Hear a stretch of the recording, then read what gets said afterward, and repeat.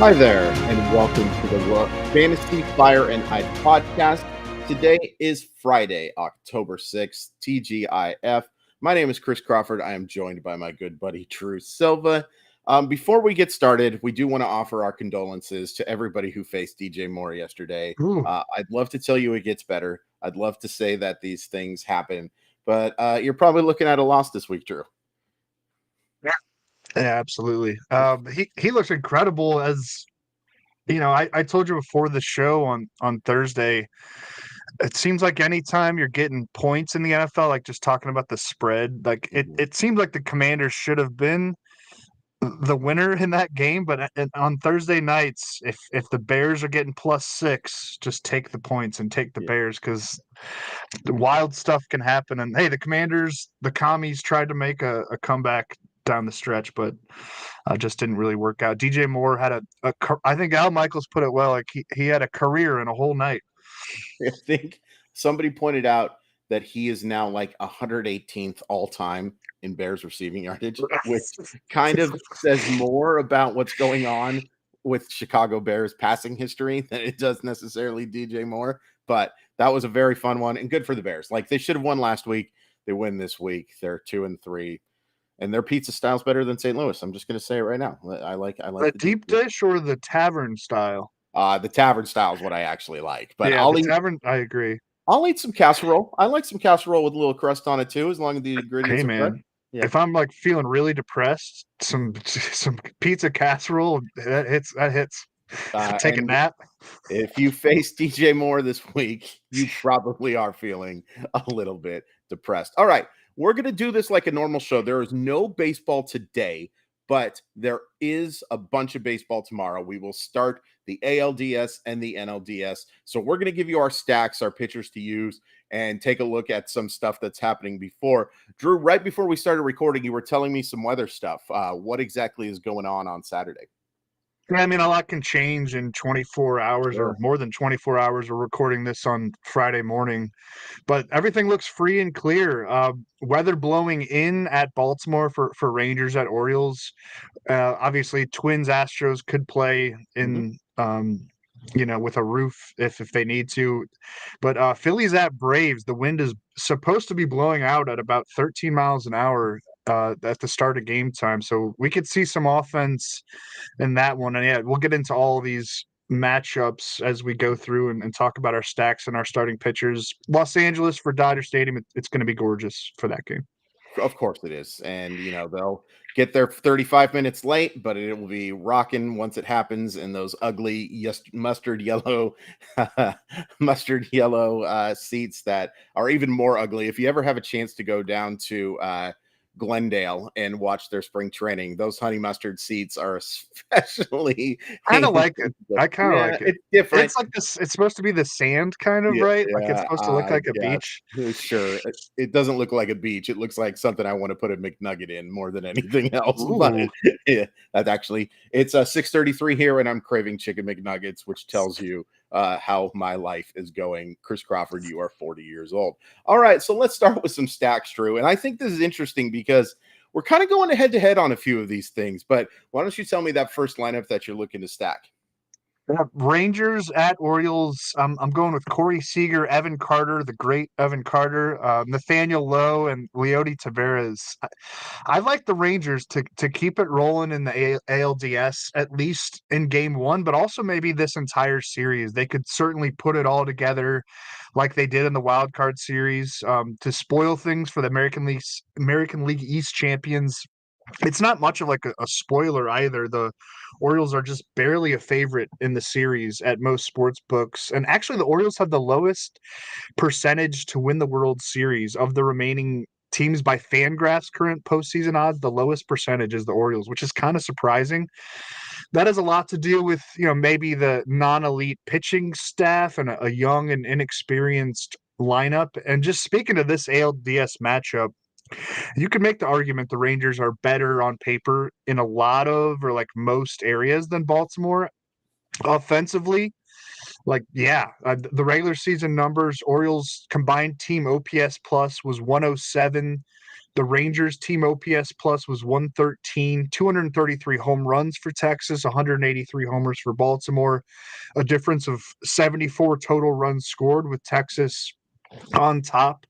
Kyle Bradish, the game one starter for the Orioles, had a breakout year at age 26, 27, and was awesome in his final two full length starts. He threw like 2 innings in his final outing just to keep him fresh. But is he a bankable guy in his first career postseason outing? I don't Good know. question. Yeah. Texas had the third highest team OPS against righties this season, behind only the Braves and Dodgers. So I don't know. I'll take the left-handed hitting outfield phenom that I talked about, Evan Carter, to continue his incredible postseason run.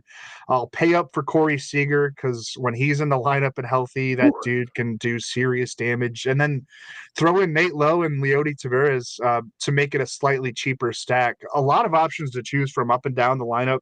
But I think it could be wise to target the left-handed bats who performed better than righties against Kyle Bradish this year.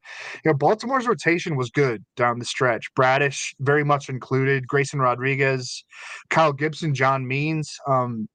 But that's a group that could suddenly get exposed a bit in the postseason, and especially by this Texas lineup. And the Orioles bullpen has some interesting arms, but it's definitely not the most proven bunch. Yeah, I think that's a really good call. And it would, we talked beforehand. That was the lineup I was thinking. I was fine with you stealing them because there's some other ones that I like going for sure. But and it's also worth pointing out, this is, I think, the most even series on paper. And Vegas seems to agree. I'll go over the betting odds real quick to advance in these next rounds. We've got Baltimore against Texas. Baltimore is minus 115. Texas is minus 105. For Astros Twins, Astros minus 160. Twins plus 135. NLDS Atlanta minus 170. Philadelphia plus 145. And then the biggest favorite is the Dodgers minus 205. Diamondbacks plus 175. And that is one of the reasons why I am going to be stacking this Dodgers lineup. Merrill Kelly has had a couple of okay starts against the Dodgers this year, but he's also had some real clunkers. And I am just betting on this Dodgers lineup to go, as the kids used to say, ham. I am expecting a big offensive effort from this team, and they're going to need it because I have some question marks about the starting pitching. But I'm going to go with Will Smith, Freddie Freeman, Max Muncy, and assuming he's in the lineup, James Outman. If he's not in the lineup, maybe take a cheap Jason Hayward or someone of that ilk. Lots of players to expose here, or that makes sense to be into your lineup anyway. Expose, probably not the right term, but you know what I'm saying. I really like the Dodgers in this series. We'll give our predictions at the very end of who's going to advance, but I really like what the Dodgers have done this year offensively. And, you can even risk Mookie Betts being in there if you want to go more expensive. He's been so fantastic all year, but I like the Dodgers to get off to a nice start on Saturday. And I'm coming right back at you with Diamondbacks at Dodgers.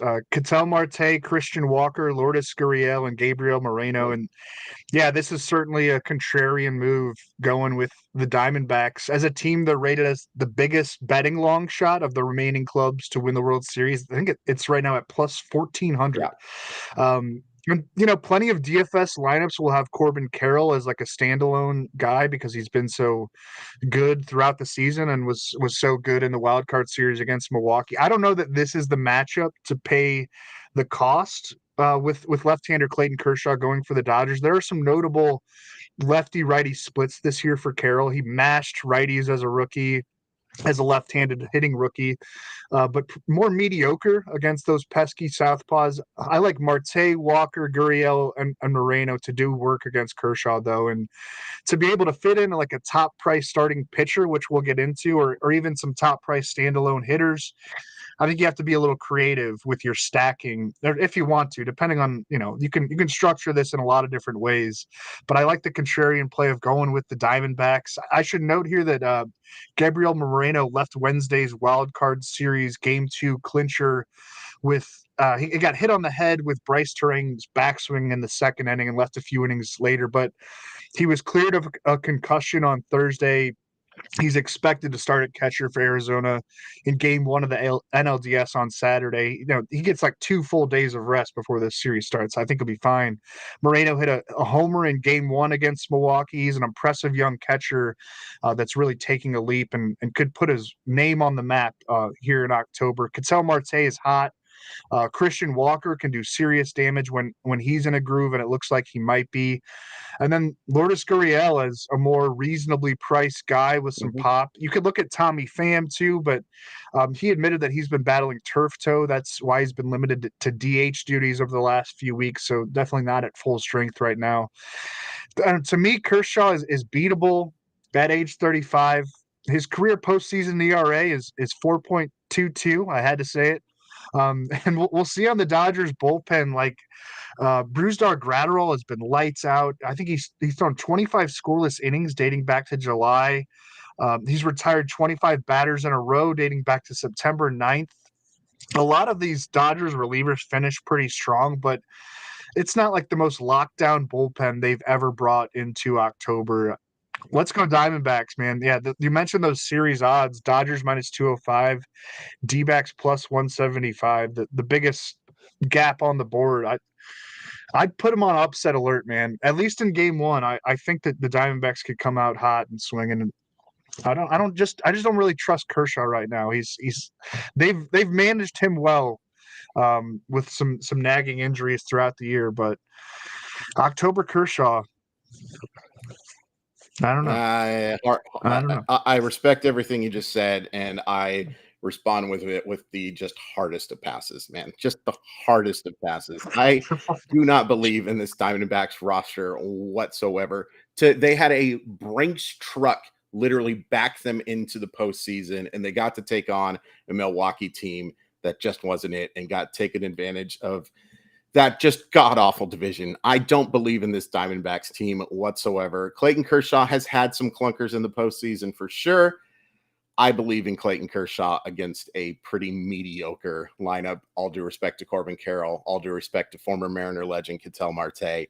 I just don't see it. And this is not the first time we disagree, because we'll get into our starting pitchers in a sec, but I am going to stack the Phillies against Atlanta. Spencer Strider had a fantastic season. He was not good at the end of the year. He did have 11 strikeouts against the Phillies with 7 innings of 3-run baseball. But his last few starts, like there's a 2 2/3 innings against your world famous St. Louis Cardinals where he gave up 6 runs. There's 5 2/3 innings where he gave up 4 runs against Washington. His last start was 5 innings of 3-run baseball. He does get the win, and congratulations on him being the 20-game winner for the season. A lot of mediocre in between. And I just think this Philadelphia Philly team is so on a roll right now. They looked so good now, admittedly, against a Miami team that had no business being in the postseason, but looked good. They looked really good. I can't ignore what they did in the postseason last year. So I'm going with a stack, and I'm going to go with Bryce Harper. You may have heard of him. Alec Boehm, Bryson Stott, and JT Realmuto. Stott was fantastic in that series. Alec Boehm, a pretty nice little run too. JT Realmuto. This is just a really good Philadelphia lineup, and I could see this being a high-scoring game, but I really, spoiler alert, like the Phillies for not just this series, but for a few series after. I will stack that Philadelphia lineup. Drew, tell me why I'm wrong, and we can just get into the pitching. I think I've got Spencer Strider. Yeah, I'm going with Spencer Strider versus the Phillies, and yeah, I mean, I understand what you're saying, and this is an obvious point maybe, but this feels like a very important game in terms of the Phillies' chances of like making another deep run, like almost a swing game, and that's kind of overdoing it. But if they can grab game one in Atlanta, get through Spencer Strider, they'd have a significant pitching advantage, like at least on paper, the rest of the way with Zach Wheeler and Aaron Nola lining up for 3 of the next 4 games. That's the script that would get the Phillies through, if scripts can be followed in the postseason. But I see it going differently in this game one matchup, with Strider putting together a dominant high strikeout performance on extra rest, a lot of extra rest at home in Truist Park. Atlanta obviously has the hitting advantage over everybody.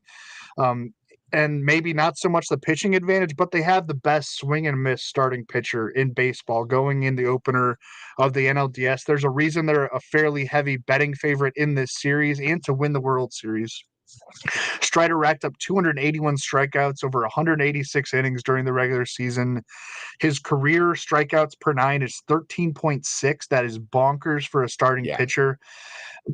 He could be a pretty chalky play on Saturday's slate, but I don't want to miss out on the whiffs that Strider can generate against this Phillies lineup. Philly had the 8th most strikeouts of any offense during the regular season. Those numbers were better against righties. They hit well against righties in general. I definitely think the Phillies have a fine chance to beat the NL East champions in advance. This series is going to be wild. I think it could go to Game 5, but I like the Braves to take Game 1 at home on Saturday behind a locked-in Strider. Yeah, maybe there are some runs scored against him. You mentioned he had a 5.67 ERA, I believe it was, over his final 6 starts, a 3.86 ERA for the year. That's like not dominant stuff. He fell way out of the NL Cy Young race. But hopefully that'll just knock down the roster percentage for me as I go strikeout hunting with baseball's best strikeout pitcher. I'm targeting the K's and a win for Atlanta in Game 1. I think you might get one of them, but only one of them. I'm going to go with Justin Verlander. I loved how he looked at the end of the year. Unfortunately, I loved how he looked in a huge start against the Mariners that basically knocked them out of postseason contention. 8 innings of 1-run baseball with 1 walk and 8 strikeouts. And then he followed that up with 5 innings of scoreless baseball against apparently the best team in baseball, according to Drew, and the Arizona Diamondbacks. Pretty good for him to shut out that amazing juggernaut team that won 84 games. He looked good at the end of the season. And this is the reason why you trade for a guy like Justin Verlander. Now, it is worth pointing out that Justin Verlander has had postseason struggles. He is kind of viewed as this huge big game pitcher. You take a look at his postseason numbers, not quite as good as you might think. But I do like him against a Twins team that, look, they advanced because of their starting pitching. That's the reason why they advanced to this thing. It's not like they went off offensively. And I think they're probably due for a loss after winning 2 straight games against Toronto. Having to play that first game in Houston is a big thing as well. I expect Justin Verlander maybe not to pile up the strikeouts, although Minnesota is a team that swings and misses an awful lot. But I do like the Houston Astros to get a Game 1 victory. My second starter that I'm recommending is Dane Dunning at the Orioles. Strider was my chalky play among the options for Saturday's big Game 1 slate. Dunning's going to be my more contrarian play, like the Diamondbacks. I think you just got to think a little bit contrarian when you're like building a DFS lineup. And if it doesn't work out, he threw a dart. The season-long totals for Dunning, don't scream, gotta have this guy in a DFS lineup. 3.70 ERA, 1.26 whip, and 7.3 strikeouts per nine. But some of that was inflated. A lot of that was inflated by the first month of the season, which he spent in the Rangers bullpen. They were kind of forced to put him into the rotation with some injuries early on. And as a starter this year, the numbers were better. A 3.55 ERA, 7.7 K per nine, compared to a 4.56 ERA and 5.3 K per nine while working in relief. His strikeout rate was further turned up a notch down the stretch, 72 strikeouts over his final 65 and 2/3 innings. This is a tough matchup for him. Baltimore did brilliant work in platooning this year. Well, had a top 10 combined OPS against left-handed pitchers, but ranked 16th in combined team OPS against righties. Dunning as a righty was at his best when facing right-handed hitters, just following the data here. But I think Dunning's flying under the radar after what Jordan Montgomery and Nathan Eovaldi did in games 1 and 2 of the wild card series against the Rays. Texas could have just played it back and lined those two up to work the opening games of their best of 5 ALDS matchup versus the Orioles, but they're going to trust Dunning in Game 1 and go more naturally with normal, even extended rest for Montgomery and Eovaldi. It sets up well for them not having to play that Game 3 in the wild card round, and hopefully they'll trust Dunning to work as deep as Montgomery and Eovaldi did last round. With the bullpen being a little shaky. That's quite clearly the Rangers' weakness if you had to pick one, the relief corps. So they're going to try to avoid using him. So I see Dunning being allowed to pitch through some early signs of trouble if there are some. I like the Rangers offense to produce Saturday in Baltimore, as I laid out earlier, and for Dunning to have a good shot at a win with decent run prevention and some Ks. Like I'm kind of all about the Rangers right now, even though I'm probably rooting for the Orioles. Spent the first 10 years of my life as an Orioles fan living in the DC area before the Nationals arrived. There's a Cal Ripken Jr. poster over there that I don't know. I've had since a long Sure. time. I'm 36 years old now. Shouldn't have probably Eh, posters of sports players on my wall, but my wife wouldn't let any of the sports memorabilia go into like our well, living there you room, go. so it's all in our guest bedroom and slash my office. But yeah, I like the way this all sets up for the Rangers. A lot of eggs in their basket for game one. Yeah, I like that call. And here's the thing, like it's definitely the contrarian play. And can I see Dunning having a tough start? Of course I can, because that Baltimore team Yeah. can flat out hit. But I can also see success, especially that Baltimore team is lacking in postseason experience. We'll see how big this Oh situation yeah. gets. Like I do love what they have built in Baltimore. I don't love their ownership group, but I do love what they have done in terms of what they have like sustained winning. You talk about it a lot. You hear GMs bring it about. They've got something special going on there. I just wonder if the first game might be a little bit of a tough one, and maybe they settle in as the series goes. Drew, I'm going to give you a date, and that was May 27th. And that was the last time that Clayton Kershaw allowed more than 3 runs in one start. Like you can say whatever you want about his postseason ERA. You can bring up the fact that he's 35 going on 160. You can talk about the fact that he's no longer an elite bat misser. He's a really effective pitcher, and he has been effective throughout the season. Of course, did miss some time with injury, which is definitely something that you had to be cognizant of, but looks healthy right now, pitched outstanding down the stretch. I just think that he is going to give you a solid 6 innings of 2 runs or fewer baseball and get the W. It's not going to be the sexiest outing. It's never going to be again. You're going to see a lot of hitters swing and miss at 78-mile-per-hour curveballs that look like they're right at the letters. That's just the Clayton version of Clayton Kershaw that we got right now, but it's still a really effective one. I don't think a lot of people are going to be using him when you have big bat missing guys like Spencer Strider on the mound. I'll take Kershaw knowing that I may lose the strikeout battle a little bit, but he's going to give me that win, and he's going to give me a low ERA as well. I like Kershaw for this one. Okay, let's make our postseason predictions, Drew. We'll start in the AL. Who wins these 2 series and in how many games? You go first. Okay. That's fair. I will go. I wanted to pass the buck. I will go Orioles in 5. I think that ultimately having the home field advantage is going to be the big difference there. And then I'm going to go. I really would love to see the Minnesota Twins win this series as a Seattle Mariner fan and just as a person who would love to see that team have some sustained success. I can't go against the Astros. I'll go Astros in 4. Is that how they do it on like First Take or whatever the Skip Bayless Sure. show is called? Like, just you go Yeah, first. yeah, that's totally it. Embrace debate. No, it's like I'm not embracing anything.